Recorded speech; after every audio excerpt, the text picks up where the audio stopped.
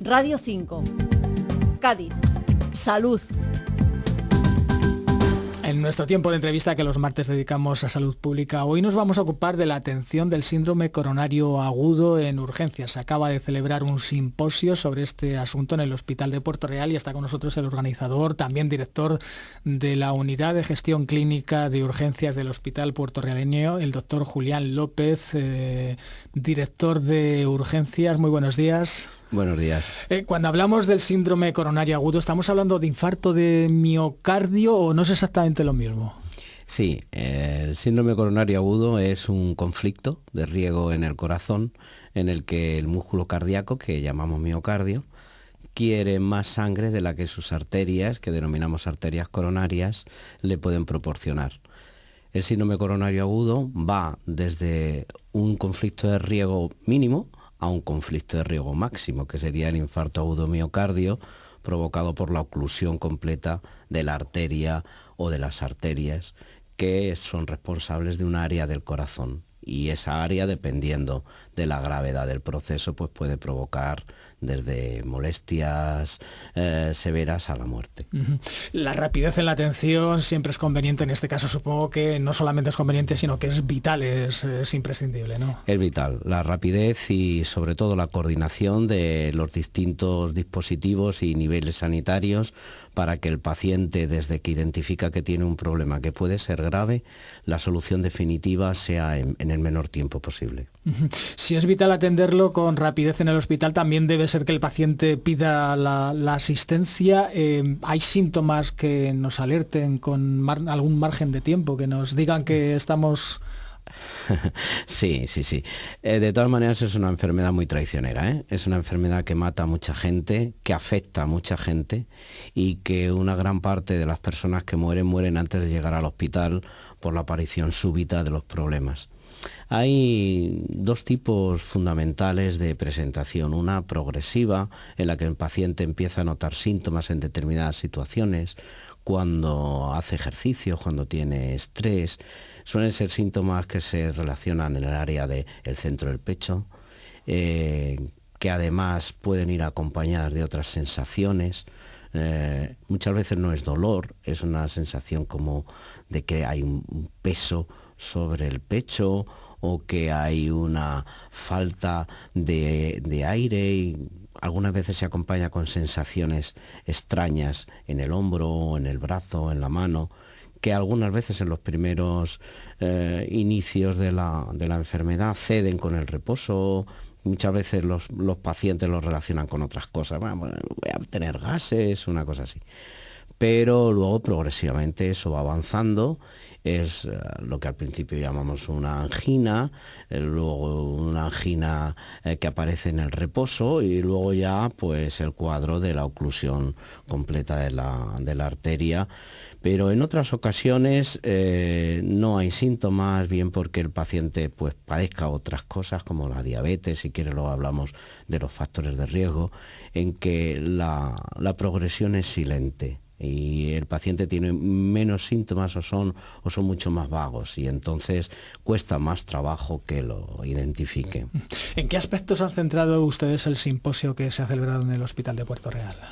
Pues hemos centrado fundamentalmente en lo que tú bien has dicho al principio, en intentar ganar tiempo, en intentar coordinar los distintos niveles asistenciales. La medicina extrahospitalaria en nuestra provincia y en nuestra área sobre todo ha dado un salto cualitativo y cuantitativo en estos últimos años impresionante, pero a su vez los cardiólogos en el otro extremo de la cadena han conseguido poner a disposición de la población prácticamente las 24 horas del día la posibilidad de abrir la arteria coronaria mediante una intervención aparentemente sencilla como es a través de un catéter guiado desde una arteria o bien radial o bien femoral, alcanzar el seno coronario, entrar en las arterias, ver cuál es la que está lesionada y atacarla mediante la dilatación previa con un balón y luego posteriormente dejando una malla de titanio que nosotros a los pacientes, para que entiendan un poco cómo es esto, les decimos que es un muellecito, realmente técnicamente se llama stent, y eso permite, previa dilatación del vaso, el que se vuelva a cerrar, impide el que se cierre.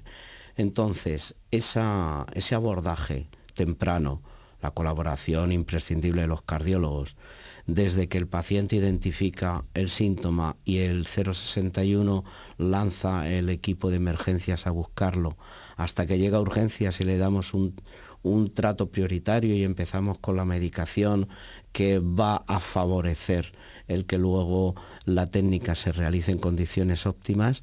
Toda esa coordinación hemos intentado, dirigido a los médicos de urgencias y emergencias, a todos nuestros residentes que también han colaborado, les hemos intentado dar las pautas sobre las últimas recomendaciones de la Asociación Europea de Cardiología en cuanto a la medicación que hay que hacer, en cuanto a los protocolos de derivación y sobre todo en la alerta temprana los equipos de hemodinámica que van a estar listos para inmediatamente que llega el paciente meterlo en la sala de hemodinámica e intentar abrir el vaso. Porque estamos hablando de una dolencia que es muy prevalente, ¿no?, en la sociedad muy actual. Muy prevalente. En España hay más de 125.000 casos al año y desgraciadamente todavía se nos mueren 30.000 antes de llegar al hospital. Pero hemos avanzado muchísimo, hemos avanzado una barbaridad. De hecho, en los primeros 28 días de la afección esta, hemos bajado del 18% de mortalidad al 4%. Y eso es un esfuerzo colectivo de todo el mundo en la que vosotros, los medios de comunicación, tenéis una labor importantísima en la educación del paciente para detectar rápidamente que tiene que avisarnos. Hablaba antes de los factores de riesgo, si le parece entramos en ellos. No sé si hay un paciente tipo relacionado con esos factores de riesgo o no. Sí, es esta cosa que ha hecho que se genere el refrán de médico y confesor, cuanto más tarde mejor, porque vas al médico y te va a empezar a quitar un montón de cosas que te gustan. Digo, wow, doctor, ¿viviré mal? Pues no lo sé, pero desde luego se le va a hacer mucho más largo.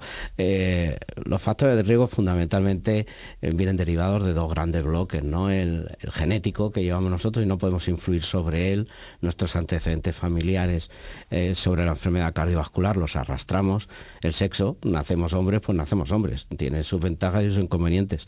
El mayor inconveniente pues es que somos más propensos. Somos diana para las enfermedades cardiovasculares, no tenemos la protección estrogénica que tienen las mujeres, sobre todo en el falso llamado periodo sexual activo, ¿no?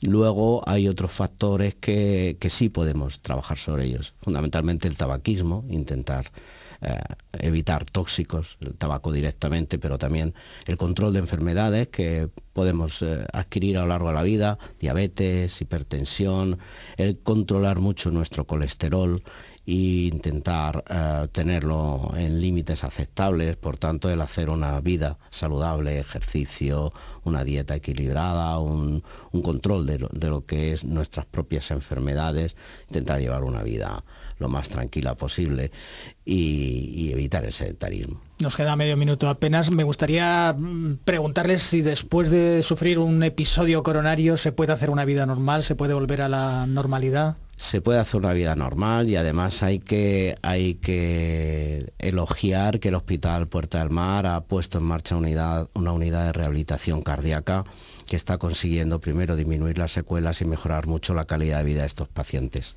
Pues con ese mensaje en positivo concluimos. Muchísimas gracias al doctor Julián Álvarez. Julián López Álvarez por haber estado aquí en Radio Nacional. Muy buenos días.